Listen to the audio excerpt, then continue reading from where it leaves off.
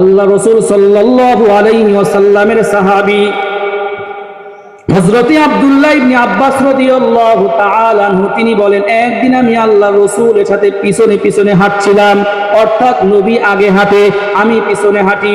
কুনতু খালফা রাসূলিল্লাহি সাল্লাল্লাহু আলাইহি ওয়াসাল্লাম, আমি আল্লাহর রাসূলের পিছনে পিছনে আমি হাঁটি। আল্লাহর রাসূল আমার হাতের মধ্যে ধইরা বলে, ইয়া গুলাম ইন্নী উআল্লিমুকা কালিমাত, ও গোলাম আমি তোমাকে কিছু বাক্য শিখাই দিতে চাই।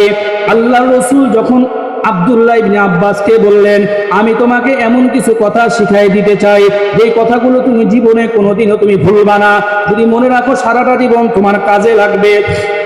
আব্দুল্লাহ ইবনে আব্বাসকে রাসূল বললেন, ইযা সাআলতা ফাসআলিল্লাহ, যখন তোমার কোনো কিছু চাওয়ার প্রয়োজন হয় আল্লাহ তাআলার কাছে চাইবা। ওয়াইদা ইসতাআনতা ফাসতাইন বিল্লাহ, যখন তোমার সাহায্য চাওয়ার প্রয়োজন হয় তুমি আল্লাহ তাআলার কাছে চাইবা। সবাই বলেন তো, জোরে বলেন, আমাদের বাঁচানোর মালিক কে? আমাদের মউত দেওয়ার মালিক, জোরে বলেন কে? তাহলে বোঝা গেল আল্লাহ তাআলা বাঁচানোর মালিক, আল্লাহ তাআলা মউত দেওয়ার মালিক। আল্লাহ পাক রব্বুল আলামিন আল্লাহ রাসূলের মাধ্যমে ওই সাহাবীকে শিখাই দিলেন, ইদা সাআলতা ফাসআলিল্লাহ ওয়া ইদা ইসতাআনতা ফাসতাইন বিল্লাহ ওয়া আলাম আন্নাল উম্মাতা লাউ ইজতামাআত আলা আন ইয়ানফাউকা বিশাইইন লাম ইয়ানফাউকা ইল্লা বিশাইইন ক্বাদ কাতাবাহুল্লাহু লাক। ও আব্দুল্লাহ ইবনে আব্বাস, দুনিয়ার সমস্ত মানুষগুলো মিলে যদি তোমার কেউ উপকার করতে চায়, কেউ তোমার উপকার করতে পারবে না আল্লাহ তাআলা যদি না চান।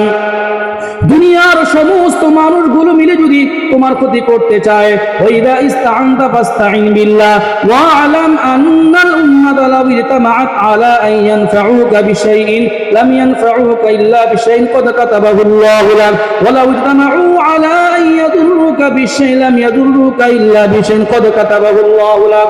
দুনিয়ার সমস্ত মানুষগুলো মিলে যদি তোমার ক্ষতি করতে চায়, কেউ তোমার কোনো ক্ষতি করতে পারবে না আল্লাহ তাআলা যদি না চান। তাহলে সবাই আবার জোরে বলেন, আমাদের বাঁচানোর মালিক কে?